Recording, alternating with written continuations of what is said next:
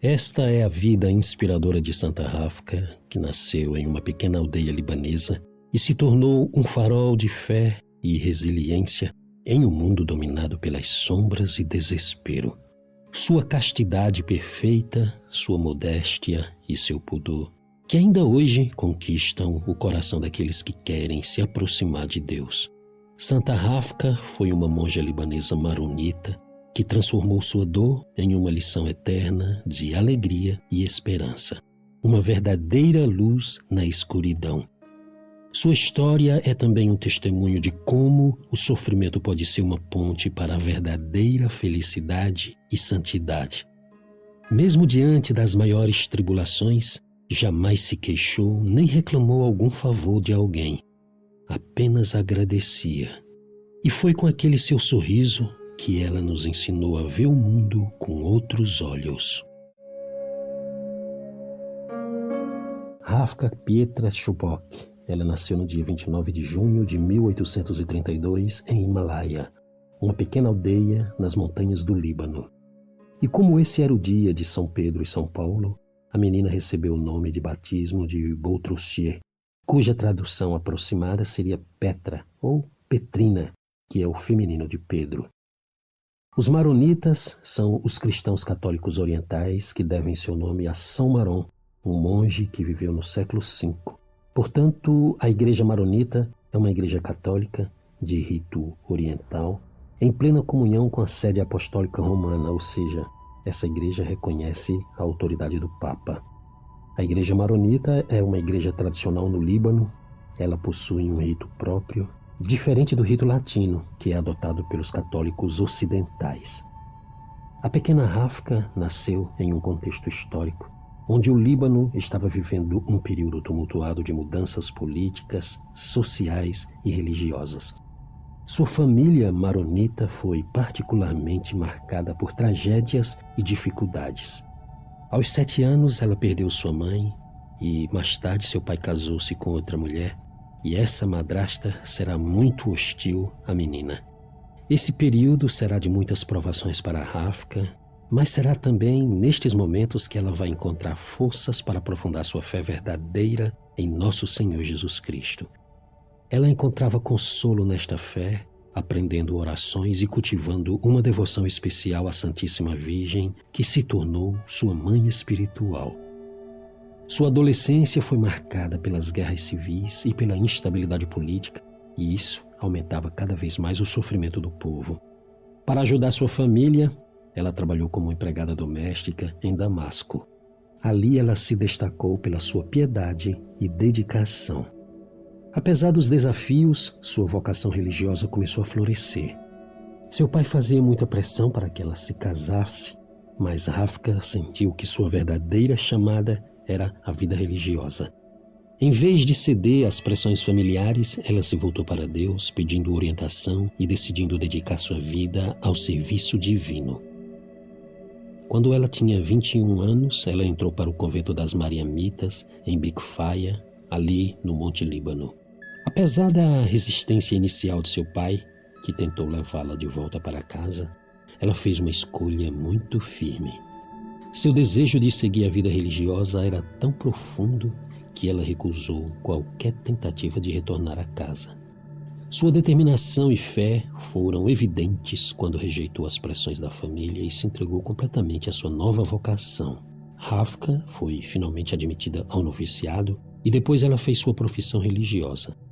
Em seus primeiros anos, ela trabalhou no seminário oriental em Gazi, preparando comida para os seminaristas e aprendendo árabe e caligrafia. Seu trabalho e sua devoção foram reconhecidos e ela continuou sua jornada de fé e serviço com um compromisso inabalável de ensinar e cuidar das crianças em diversas localidades. Em 1860, durante o genocídio dos maronitas, Santa Rafka se destacou por sua coragem e compaixão. No meio de toda aquela brutalidade e do massacre, ela salvou uma criança de ser morta, envolvendo essa criança em seu hábito e protegendo-a da crueldade. Sua capacidade de manter a calma e a serenidade diante de tais horrores demonstrou uma fé profunda e um amor incondicional pelos outros. Dizem que ela nunca apagou de suas memórias as imagens daquele massacre. Após aquele genocídio, Santa Rafka foi transferida para diferentes locais, onde ela sempre continuava seu trabalho com fervor e fé inabalável. Em Maad, por exemplo, ela dirigiu uma escola para meninas e viveu com a família de um notável cristão, onde se destacou por sua dedicação e humildade. Sua vida religiosa era marcada por um compromisso constante com o serviço e a oração. Ela levava a sério as palavras de São Bento, ora et labora. Ela sentiu o chamado para a clausura. Enquanto a sua vocação se consolida cada vez mais, ela sente-se chamada à vida monacal. Assim, depois de rezar para ser iluminada na sua decisão, ela recebeu o hábito de monja em 1871 e no ano seguinte ela fez os votos solenes com o nome de Rafka. Neste mesmo ano, depois da dissolução da sua congregação, Santa Rafka retirou-se para os claustros porque se sentiu divinamente chamada a ser freira de clausura. Ela muda-se para o mosteiro de São Simão, em Aitu. Aquela foi uma jornada muito difícil que ela viveu com muito entusiasmo. A partir de 1885, ela entra numa fase de muitos sofrimentos físicos e dores violentas. Ela suportava suas dores com paciência e com gratidão, sempre buscando em meio a essa agonia a vontade de Deus. A sua própria vida foi uma partilha contínua da paixão de Cristo, através da qual ela nunca perdeu uma ocasião de alegria e paz interior. Nos últimos anos de sua vida, Santa Rafka passou por uma série extrema de desafios físicos. Completamente cega e paralisada, sua condição piorou, mas ela permaneceu firme em sua fé. Mesmo com dores intensas e um corpo debilitado pela doença, ela manteve nos lábios o sorriso da serenidade e no coração a paz do céu. A sua vida transmitiu uma mensagem poderosa que atravessa todas as barreiras linguísticas sobre o que significa sofrer com serena dignidade e esperança.